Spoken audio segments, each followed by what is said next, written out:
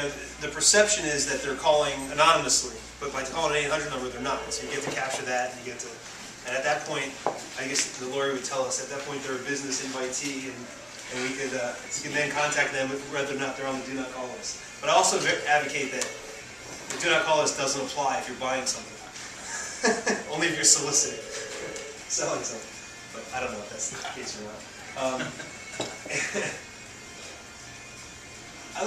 I'm also big into like .coms, 800, not .net or 888. I don't like when you vary from that stuff. Just the same thing is with the area codes. Like the area code predominantly in Philadelphia is 215. Well, of course now if you get a new number, you're probably going to get a 267 number. But to me that looks like a cell phone, so I want to have a 215 number. So there's services out there. If you're going to Verizon, that's all they're going to give you is whatever they have. But there's services out there, you can get any number you want. You want 800 numbers, I got a resource that I can refer you guys to. I'll give you a real deal, 800. Same thing for .coms, like there's .nets and .us and all this stuff, but I think it's important to have like the one that exudes, you've been around for a while. So, can you get a distinct number? Like, I think somebody I know has 3,000 at the end of the phone number. Yeah, there's services that you can find that stuff. I got a question. Google Voice. Yep. I'm hearing that you can go in and just pick your own number. I have it. You can. How many numbers can you pick? Is it just one number? You're limited. The terms of service limit you to one number per person. Okay. Or is that one number per email address? It's actually one number per phone number. If that makes any sense. What that means is you have to tie your Google Voice number to a particular landline number. So if you tie it to a landline number, you can only tie one Google Voice number to a particular landline. So the minute you have a second one, you have to go, verify it. So, it's called not playing fair if you go to your grandmom's house and hook her line up to Google Voice and verify the phone while you're there. Then you can uncheck the box that says ring this when somebody dials it, and you can kind of. So you can. I mean, I probably have 5 or 6 Google Voice numbers, but I have them all going to different phones. Right. If you like the Google Voice number idea and you want to scale up from there, Ring Central. Yep. Now it is a paid service. I don't know if you've worked with Ring Central. Yeah. But they give you the same soft number functionality, and there's different scales of using it. You can get all the way to a full-out PBX system. Yeah, we have. I mean, I use Ring Central for 3 different companies that we have, and one of them is I do some with Bob Diamond where he has I have a Ring Central number at his law firm, so that people call me, I can call out from the law firm, I can call in and get an extension. So as part of the service that I can get an email address so I can beat up banks, looking like I'm a company. But yeah, there's so many different voice services out there. Phone Booth is another one that does some cool stuff. And I think I have a whole slide on Google Voice. I can probably, just on the Google products, I could probably do like a whole day. I mean, there's so much stuff. Google Apps, huge. But the voice over IP, I think that's pretty much what everybody is going to. I mean, a lot of you guys, if you have cable, you have that triple play thing or whatever it is, where you get a bundle. For most of the phone lines, the voice over IP lines that I have, where you have a physical phone on my desk, I'm paying about $10 a month for unlimited calls anywhere in the U.S. And I get it. There's a service provider I use called Voice Eclipse. They give you 2 phones on your desk, $10 a month per phone, so it's $20 total. You get an e-fax with that. You get a call forwarding, call transfer, all that other stuff, and unlimited. And you get having that fax number and that. Your phone number is your fax number. Somebody faxes to it, you get in your email. Somebody calls it, you pick it up. So that's kind of neat. And those are numbers that I also forward too. So I'll forward that somewhere else. And then, if I did a tree of just my whole phone routing system, it's crazy how many numbers I have going different directions. So there's also like virtual numbers. I was buying houses in Florida, and the nice thing like Google Voice is I got a Florida phone number that. When I put an ad out in Florida, I was sending out postcards. I can get that area code. It was 772. So I got a 772 area code. When somebody calls that number, it goes to my cell phone up here.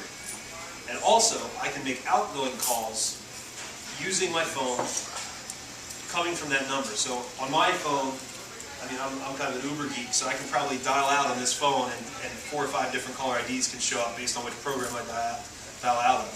So I can dial out from an 800 number, I can dial out from the Google Voice number. The nice thing is local is, you can have a local presence and be remote and still invest remotely and have people think that you're local. So that's something I do. Preferences, anybody have any reservations? The 800 number, the biggest thing with that is just the tracking. So tracking who's calling you compared to just having a local number. And I think there's a reason to use both. But I mean, for most things, if I'm getting a seller to call me, I want to get their number. And if they're up blocked and I can't get back to them, I just lost that lead. So let's go back to this. So here are some of the providers that I use. Google Voice is in there, google.com/voice. If you just go to that website, the first thing you do is it's going to ask you what phone number you want. And you can start putting stuff in. I just got one in Connecticut, 203-21 buyer. 203 area code is like Connecticut. I saw that 21 buyer came up. I'm like, oh, that's cool. 203. That's where like Thad Merrill, the Flip This House guys from. Or maybe I get the Google Voice number. Does Google Voice have the fax capabilities? No, don't have any fax capabilities, but it does. Google Voice does transcribe. I use Google Voice for my voicemail. So if you have your cellular carrier, you can tell your cellular carrier, I want to use Google Voice for voicemail. And what that does, it'll transcribe your message, and you can just read the voicemail on your screen for free. Unlike Sprint or Verizon, they'll actually charge you to do that. So Skype, I have a Skype number. I have a girl in the Philippines, a virtual assistant. Well, she's not a virtual assistant, she's a real assistant, but she's remote. And she uses a Skype number that I have. And the nice thing with that is, same thing, it's voice over IP. So she could actually dial out, and it shows as if she's coming from the 215 area code. So I like the Philippines because English is the first language in the Philippines. So when they're dialing out, you can tell they have a little bit of accent, but you can't place where in the United States it's coming from. Quick question on Jeremy. You mentioned just a minute ago, and I didn't know this, that if you have Google Voice, and like I have AT&T as my cell phone carrier, I can call them and tell them I want Google Voice as my voicemail carrier? You don't have, so you sign up, the first thing you do is you go get a Google Voice phone number. Right. You log into Google Voice. And then when you log into Google Voice, it says voicemail. It says, would you like to use Google Voice as your voicemail? Right. And you say yes. And it's going to ask you, who's your carrier? You say AT&T. And it'll tell you, all right, dial this number. It's something like *28, and then your Google Voice number, send. Pound, whatever the code is. Each carrier has a different code.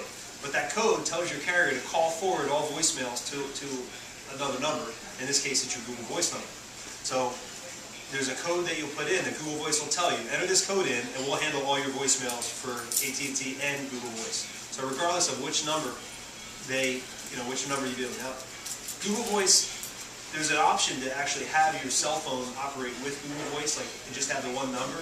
The other option is to have a second number that forwards to your cell phone. I always recommend you get the second number, because if you're using marketing, you want to send out a piece on your marketing that's distinct. You don't have anywhere else, put that number. Now, one of the things that Google Voice does is you can set up the caller ID, where the caller ID that comes on your phone is your Google Voice number. So you might say something like, first name, motivated, last name, seller, and you put that number in, right? So then when somebody calls your Google Voice number, it says on your screen, motivated seller. So, and maybe you have it ring differently with that, like a different ringtone. So you can set that up and have it where you don't give out that number to anybody except for it goes on your marketing. When somebody calls your phone, instead of having two phones, like I had two phones for a while, but instead of having a separate phone ring as your bat phone, just have a separate ringtone for that particular line. So I use, for the toll-free side of things, I use Call 8, Talk to Me. Talk to Me is kind of cool, TOKTUMI, Talk to Me. They're kind of cool in that they actually have an iPhone.